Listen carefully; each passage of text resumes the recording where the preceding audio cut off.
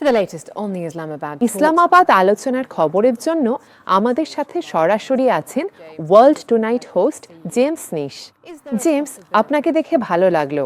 Washington ডিসিতে গোলাগুলি কি Iran যুদ্ধের বর্তমান আলোচনায় প্রভাব ফেলবে? আসলে আজ সবাই এটা নিয়েই কথা বলছে, তাই না? আর এর উত্তর হলো না। কারণ গত রাতেই আমরা যখন এখানে ছিলাম তখনই অচলাবস্থা তৈরি হয়েছিল এবং আমরা খবর পাই যে ডোনাল্ড ট্রাম্প, স্টিভ উইটকফ এবং জ্যারেড কুশনারের সফর বাতিল করেছেন।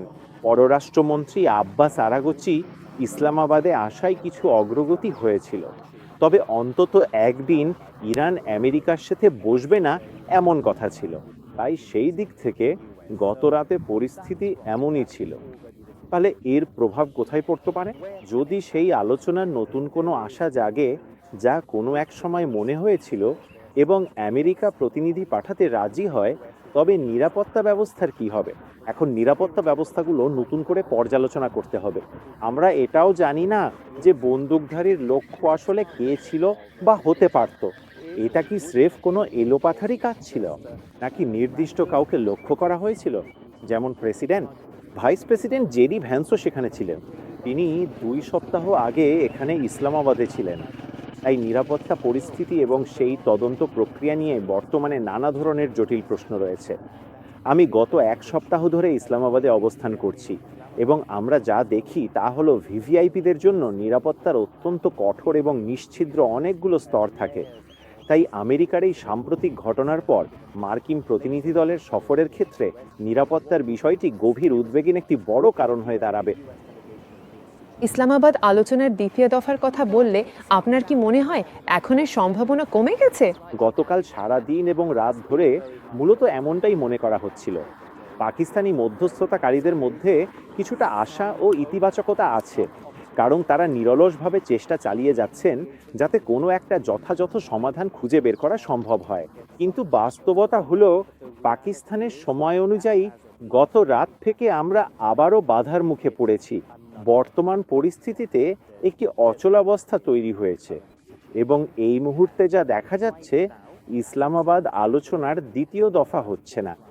তবে অন্য এক ঘটনায়, যা আমরা গতকাল থেকেই আপনাদের বলছি, ইরানের পররাষ্ট্রমন্ত্রী আব্বাস আরাকচি, যিনি দ্বিপাক্ষিক বৈঠকের জন্য এখানে ছিলেন, আজ আবারও ইসলামাবাদে আসতে পারেন। তাহলে তখন কি হতে পারে? তিনি সম্ভবত যুদ্ধ শেষ করার প্রস্তাবগুলো পাকিস্তানি মধ্যস্থতাকারীদের দিয়েছেন। যদিও ট্রাম্প বলছেন তা যথেষ্ট নয়, তবে পাকিস্তান ও আমেরিকার মধ্যে যোগাযোগ অব্যাহত থাকবে। আব্বাস আরাকচি ফিরে এসেছেন, তিনি সম্ভবত আবারও শাহবাজ শরীফ এবং আসিম মনিরের সাথে দেখা করবেন। উভয় পক্ষকে আলোচনার টেবিলে আনার জন্য কি আবারও কোনো নতুন উদ্যোগ নেওয়ার হবে? বর্তমানে মনে হচ্ছে দুপক্ষই একে অপরের সাথে কথা বলতে রাজি নয়, তবে তার মানে এই নয় যে প্রচেষ্টা থেমে আছে। তো জেমস, বলুন, ট্রাম্প প্রতিনিধিদের সফর বাতিল হওয়ায় আমেরিকা কি আলোচনার বদলে চাপের কৌশল নিচ্ছে, নাকি নেপথ্য কূটনীতি এখনো সক্রিয় বলে আপনি মনে করেন? আমার মনে হয় দুটোই। গত 1 সপ্তাহ ধরে আমরা এই শক্তির মহড়া দেখছি, তাই না? আসলে গত কয়েক সপ্তাহ ধরে এবং গতকাল এটি আরও তীব্র হয়েছে। আমার মনে হয় এখানে এমন এক পরিস্থিতি তৈরি হয়েছে যেখানে আমেরিকা এবং ইরান উভয়ই নিজেদের সুবিধাজনক অবস্থানে দেখাতে চায়, যেন তারাই এই দ্বন্দ্বে দেখছে। আমরা ডোনাল্ড ট্রাম্পের বেশ কিছু বিবৃতিতে তা দেখেছি। গত রাতে তার মন্তব্যে তিনি বলেছেন, আমাদের 15 ঘন্টা ভ্রমণ করার দরকার নেই, কারণ ইরান যে কোনো সময় আমাদের ফোন করতে পারে। এবং অত্যন্ত আশ্চর্যজনক এবং অপ্রত্যাশিতভাবে ডোনাল্ড ট্রাম্প উড়ানের সময় এবং অতিরিক্ত খরচ নিয়েও নানা ধরনের প্রশ্ন উত্থাপন করেছেন, যা তিনি এর আগে কখনো করেননি। এই পুরো ঘটনা এবং বর্তমান সংকটের সময় আমরা স্পষ্টভাবে লক্ষ্য করছি যে ডোনাল্ড ট্রাম্প আসলে মানসিকভাবে বেশ অস্থির এবং বিচলিত, যার ফলে তিনি খুব দ্রুত তার সিদ্ধান্তগুলো পরিবর্তন করেন। আমি হয়তো এখন আপনাকে এক কথা বলছি, তিনি হয়তো এখন ঘুমাচ্ছেন, ওয়াশিংটনের ভোরের ঘটনার পর বিশ্রাম নিচ্ছেন, কিন্তু সকালে ঘুম থেকে উঠে হয়তো তিনি আবারও তার সিদ্ধান্ত বদলে ফেলবেন এবং তখন সব কিছু আবার পাল্টে যাবে। তবে বর্তমানে আমেরিকা ও ইরানের মধ্যে ক্ষমতার লড়াই চলছে এবং তা আমাদের সবার কাছেই খুব স্পষ্ট। আর এই মুহূর্তে ইসলামাবাদের পরিস্থিতি কেমন? আলোচনা নিয়ে লোকে কি বলছে? সেখানে এক ধরনের আশাবাদ ছিল, এখনো আশা আছে যে এর থেকে ভালো কিছু বেরিয়ে আসবে। তবে এই রবিবারের একটি চিত্র আপনাদের দেখাই। এখনো বেশ শান্ত, এখানে প্রচন্ড গরম, এখন মাত্র দুপুর গড়িয়েছে, তাই ইসলামাবাদে মানুষের চলাচল শুরু হতে আরও কয়েক ঘন্টা সময় লাগবে। তবে আমি যদি আপনাদের দেখাতে পারি যে রাস্তা অবরোধ এবং নিরাপত্তা ব্যবস্থা এখনো বহাল আছে, যদিও এর কিছু কিছু এখন তুলে নেওয়া হচ্ছে। রেড জোন এবং এর আশেপাশের পরিস্থিতি এখন এমনই, কিন্তু এই পুরো রাস্তাটি বন্ধ ছিল এবং আপনারা দেখতে পাচ্ছেন যে ইতিমধ্যে এই রাস্তায় কিছু যানবাহন চলাচল শুরু হয়েছে। গত এক সপ্তাহ ধরে এটি অসম্ভব ছিল।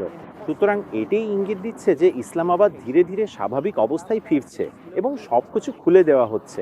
এখনো অল্প কিছু গাড়ি চলাচল করছে, তবে এই নির্দিষ্ট এলাকায় গত এক সপ্তাহ ধরে এটি অসম্ভব ছিল। এখন রেড জোন এলাকাটি ঘেরাও করা এবং বন্ধ রাখা হয়েছে, তবে এর বিভিন্ন কারণ থাকতে পারে।